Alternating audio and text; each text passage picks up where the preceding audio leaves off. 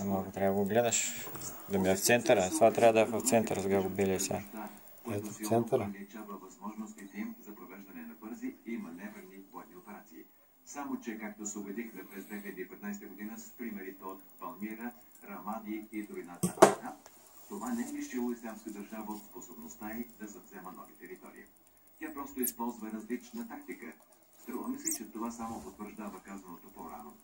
Докато не увеличим силата на въздушните удари до степен, която ще позволи да се спре разпространението на ислямистите, няма да можем да организираме сухопътен контингент, достатъчен за пълната и окончателна победа на Ислямска държава.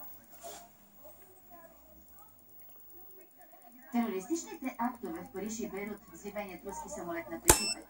За всичко това се приписва отговорност на подразделение на Ислямска държава.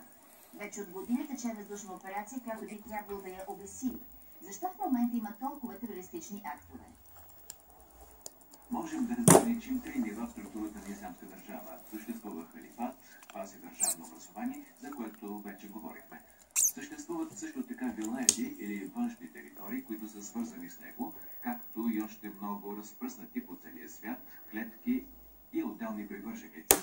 Аз наричам такива групировки интернационала на Ислямска държава. Те действат главно самостоятелно. Лидерите на Ислямска държава определят общото направление на действията и поръчват определени атентати, които обаче се планират непосредствено от групировките по места. Освен това, тези групировки не са спонсорирани от върхушката на Ислямска държава, какъвто беше случай с Ал-Кайда.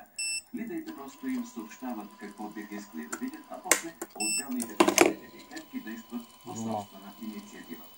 Тази тактика не е нова и е много опасна, защото заради нея е изключително сложно да се предвидят атентатите.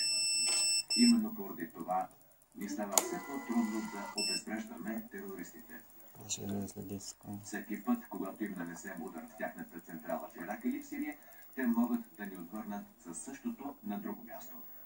Това е, което стана в Париж и може би в калифорнийския град Сан Бернардино. Мисля, че на вашите зрители би било интересно, както